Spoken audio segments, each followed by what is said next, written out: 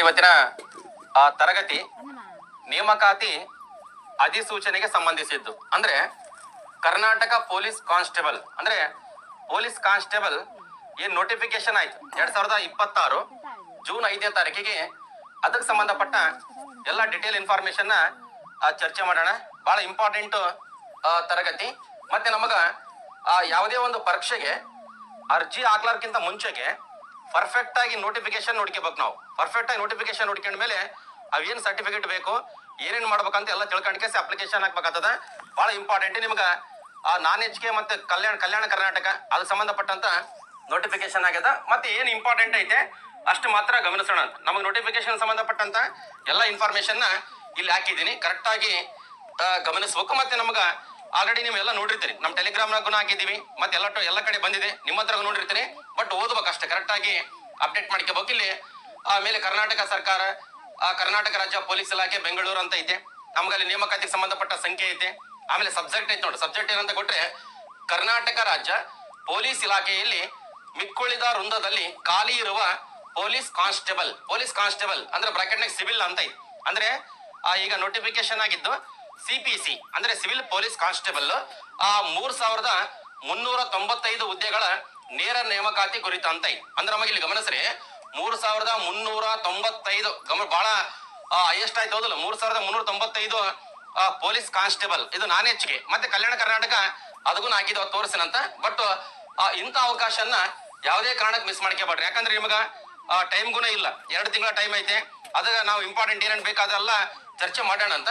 But ನಮಗ ಅಧಿಸೂಚನೆ ಸಂಬಂಧಪಟ್ಟ ಇನ್ಫಾರ್ಮೇಶನ್ ಇರಬೇಕು. ಕೆಳಗಡೆ ನೋಡ್ರಿ, ಕರ್ನಾಟಕ ರಾಜ್ಯ ಪೊಲೀಸ್ ಇಲಾಖೆಯ ಮಿಕ್ಕುಳಿದ ಅಂದ್ರೆ ಬ್ರಾಕೆಟ್ ಉಳಿದ ಮೂಲ ಅಂತ ಐತೆ ವೃಂದದಲ್ಲಿನ ವಿವಿಧ ಜಿಲ್ಲಾ ನಗರ ಘಟಕಗಳಲ್ಲಿ ಖಾಲಿ ಇರುವ ಪೊಲೀಸ್ ಕಾನ್ಸ್ಟೇಬಲ್ ವೃಂದದ ಹುದ್ದೆಗಳಿಗೆ ನೇಮಕಾತಿ ಮಾಡುವ ಸಂಬಂಧ ಈ ಅಧಿಸೂಚನೆ ಹೊರಡಿಸಿದೆ.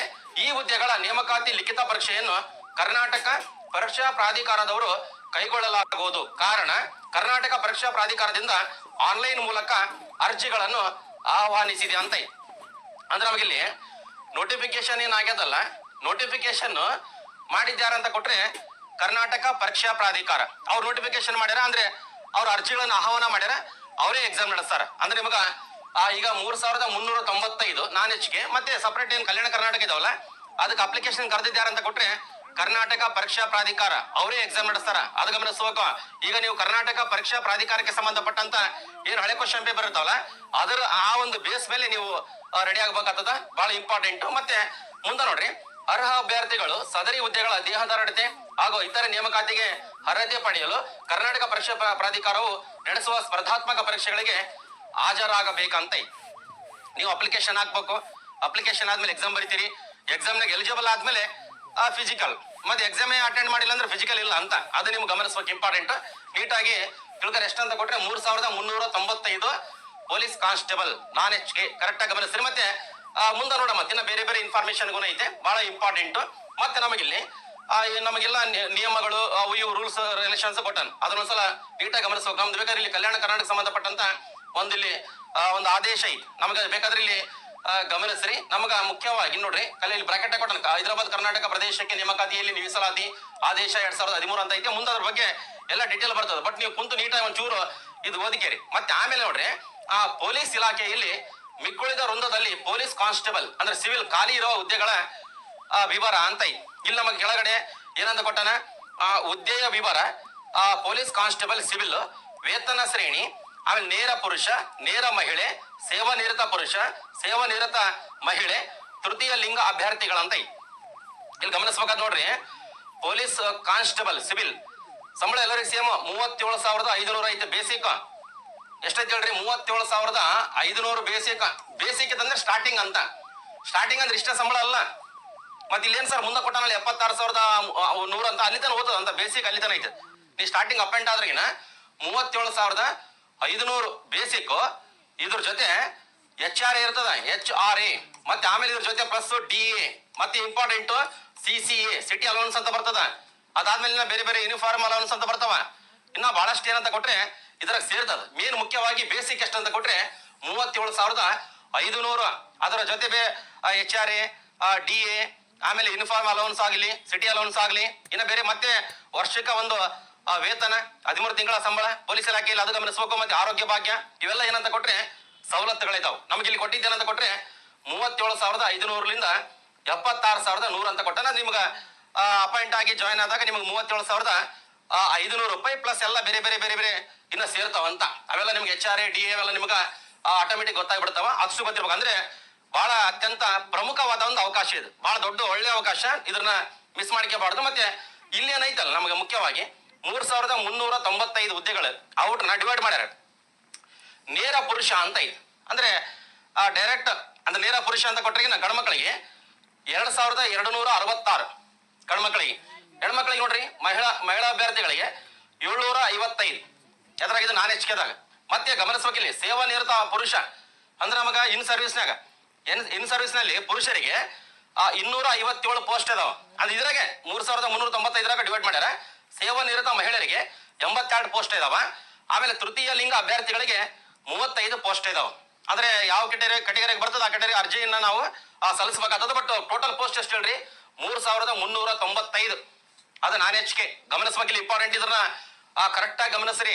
ನಮಗಿಲ್ಲಿ ಕಲ್ಯಾಣ ಕರ್ನಾಟಕಕ್ಕ ಮತ್ತೆ ನಾನ್ ಹೆಚ್ಚಿಗೆ ಏನೈತಲ್ಲ ಅವ್ರೆಲ್ಲರಿಗೆ ಸಂಬಳ ಇದೆ ಸೇಮ್. ಮತ್ತೆ ಅದ್ರಾಗುನ ಇದೇ ಕೊಟ್ಟಾನ. ಒಂದ್ಸಲ ಬೇಕಾದ ಅದಾಗುನ ಚೆಕ್ ಮಾಡ್ಕೋಬಹುದು. ಬಟ್ ಇನ್ನ ಕಲ್ಯಾಣ ಕರ್ನಾಟಕಕ್ಕೆ ಸಂಬಂಧಪಟ್ಟಂತೆ ಎಷ್ಟು ಪೋಸ್ಟ್ ಇದೆ ಅನ್ನೋದನ್ನ ಹಾಕಿದೀನಿ. ಅದಕ್ಕೂ ಒಂದ್ಸಲ ಚೆಕ್ ಮಾಡ್ಕೇರಿ. ನೋಡಿ ನಮ್ಗೆ ಇಂಪಾರ್ಟೆಂಟ್ ಇಲ್ಲಿ ಪೊಲೀಸ್ ಇಲಾಖೆಯಲ್ಲಿ ಸ್ಥಳೀಯ ವೃಂದದ 371 ಜೆ KK ಮೀಸಲಾತಿ ಅಡಿ ಪೊಲೀಸ್ ಕಾನ್ಸ್ಟೇಬಲ್ ಅಂದ್ರೆ ಖಾಲಿ ಇರುವ ಹುದ್ದೆಗಳ ವಿವರ.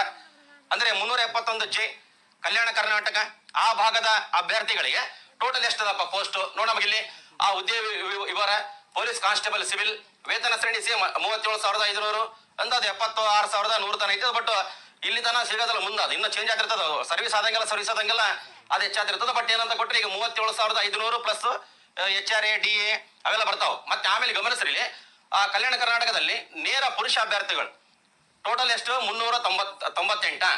ಆಮೇಲೆ ನೇರ ಮಹಿಳಾ ಅಭ್ಯರ್ಥಿಗಳಿಗೆ 138 ಕಲ್ಯಾಣ ಕರ್ನಾಟಕದ ಭಾಗಗಳಿಗೆ. ಅಂದ್ರೆ ನಮ್ಮ ರಾಯಚೂರು, ಯಾದಗಿರಿ, ಗುಲ್ಬರ್ಗ ಅಂದ್ರೆ ಕಲಬುರಗಿ, ಅದ್ರ ಬಳ್ಳಾರಿ, ವಿಜಯನಗರ, ಅದ್ರ ನಮಗೆ ಬೀದರ್ ಅವೆಲ್ಲ ಬರ್ತಾವ. ಮತ್ತೆ ಸೇವಾ ನಿರತ ಪುರುಷ ಆ ಕಡೆ ನಮ್ಗೆ 46 ಇದಾವ ಟೋಟಲ್ ಪುರುಷರಿಗೆ. ಸೇವಾ ನಿರತ ಮಹಿಳೆಯರಿಗೆ 14 ಇದಾವ. ತೃತೀಯ ಲಿಂಗ ಅಭ್ಯರ್ಥಿಗಳಿಗೆ 5 ಇದಾವ. ಟೋಟಲ್ ಎಷ್ಟು ಅಂತ ಕೊಟ್ರೆ ಕಲ್ಯಾಣ ಕರ್ನಾಟಕದ ಭಾಗದವರಿಗೆ 596 ಪೊಲೀಸ್ ಕಾನ್ಸ್ಟೇಬಲ್ ಹುದ್ದೆಗಳಿಗೆ ಅರ್ಜಿಗಳನ್ನು ಕರೆದಾರೆ. ಕರ್ನಾಟಕ ಪರೀಕ್ಷಾ ಪ್ರಾಧಿಕಾರದವರು ಕರೆಕ್ಟ್ ಆಗಿ ಗಮನಿಸಬೇಕು. ನೋಡ್ಬೇಕಂದ್ರೆ ಏನ್ ಪೋಸ್ಟ್ಗಳು ಇದಾವ, ಎಷ್ಟು ಪೋಸ್ಟ್ ಇದಾವ, ನಾವು ಇದ್ರಾಗ ಅರ್ಜಿ ಹಾಕ್ಬೇಕು ಅಂತ ಎಲ್ಲ ಗಮನಿಸಬೇಕು. ನೀವು ನೋಟಿಫಿಕೇಶನ್ ಕಂಪಲ್ಸರಿ ಒಂದು ಪ್ರಿಂಟ್ ತಗೊಂಡು ಓದಕ್ಕೆ ಯಾರಿಗೆ ಫೋನ್ ಮಾಡಿ ಹೇಳಿಕೆಸೆ ಇದು ಇಂತ ಸರ್ಟಿಫಿಕೇಟ್ ರೆಡಿ ಮಾಡಿಸು ನಾ ಬರ್ತೀನಿ ಹಂಗಿಲ್ಲ. ಕರೆಕ್ಟ್ ಆಗಿ ಡೇಟ್ ಒಳಗೆ ಅದೇನೋ ಅಪ್ಲಿಕೇಶನ್ ಲಾಸ್ಟ್ ಡೇಟ್ ಐತಲ್ಲ ಆ ಡೇಟ್ ಒಳಗೆ ನಿಮ್ಮೆಲ್ಲ ಸರ್ಟಿಫಿಕೇಟ್ಗಳು ಏನಾಗಿರ್ಬೇಕಲ್ರಿ ರೆಡಿ ಇರ್ಬೇಕು. ಬಹಳ ಇಂಪಾರ್ಟೆಂಟ್ ಐತೆ. ನೀಟಾಗಿ ಗಮನಿಸಬೇಕು. ಬಹಳ ಪ್ರಮುಖವಾದ ಒಂದು ಅವಕಾಶ, ಒಂದು ಒಳ್ಳೆ ಅವಕಾಶ ಪೊಲೀಸ್ ಕಾನ್ಸ್ಟೇಬಲ್ ಆಗಬಹುದು. Civil constable CPC correct. ಆಮೇಲೆ ಇನ್ನ CRDR ಆಮೇಲೆ ಕರೆದಾಗ ನೋಡಮಂತ. ಬಟ್ ಬಹಳ ಇಂಪಾರ್ಟೆಂಟ್ ಐತೆ. ಇಷ್ಟ ಅರ್ಥ ಐತೆ ಅಂತ ಅನ್ಕೊಂಡೀನಿ. ಹೌದು ನಮಗ ನಾನ್ ಹೆಚ್ಚಿಗೆ ಮತ್ತೆ ಹೆಚ್ಚಿಗೆದಲ್ಲಿ ಏನೇನಿದೆ ಅಂಬೋದು ಗೊತ್ತಾಯ್ತು. ಮತ್ತೆ ಎಷ್ಟು ಹೆಣ್ಮಕ್ಳಿಗೆ ಎಷ್ಟು ಗಂಡು ಮಕ್ಳಿಗೆ ಎಷ್ಟು ಮತ್ತೆ ಇನ್ ಸರ್ವಿಸ್ನಾಗ ಅದು ಹೆಣ್ಮಕ್ಳು ಗಂಡು ಮಕ್ಳಿಗೆ ಎಷ್ಟು ತೃತೀಯ ಲಿಂಗಿಗಳಿಗೆ ಎಷ್ಟು ಅವೆಲ್ಲ ನಿಮ್ಗೆ ಗೊತ್ತಾಗ್ಯದ. ನೀಟಾಗಿ ಅಪ್ಡೇಟ್ ಮಾಡ್ಕೇರಿ. ಮತ್ತೆ ನೆಕ್ಸ್ಟ್ ನೋಡ್ರಿ ಇಂಪಾರ್ಟೆಂಟ್ ಇದಾದ್ಮೇಲೆ ಆಮೇಲೆ ಶೈಕ್ಷಣಿಕ ವಿದ್ಯಾರ್ಹತೆ ಅಂತ ಐತಿ.